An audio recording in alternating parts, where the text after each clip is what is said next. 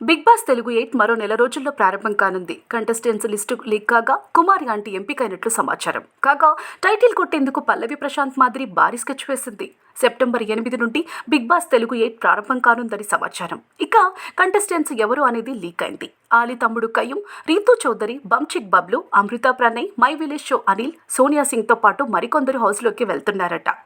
ఓ ఇంటర్వ్యూలో పాల్గొన్న కుమారి ఆంటీ తాను బిగ్ బాస్ హౌస్లోకి వెళ్తున్నట్లు వెల్లడించింది. ఈ ఇంటర్వ్యూలో ఆమె పవన్ కళ్యాణ్ ఫోటో కనిపించేలా బ్యాక్గ్రౌండ్ సెట్ చేసింది. కుమారి ఆంటీ తాను పవన్ కళ్యాణ్ ఫ్యాన్ అని, తనకు ఆయన ఫ్యాన్ సపోర్ట్ చేయాలని చెప్పకనే చెప్పింది.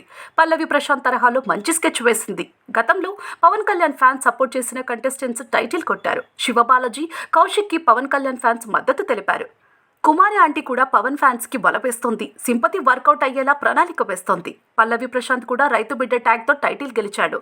తీరా కప్ కొట్టాక ఇచ్చిన మాట మరిచాడు. కుమారి ఆంటీ సైతం పల్లవి ప్రశాంత్ ని ఫాలో అవుతోంది.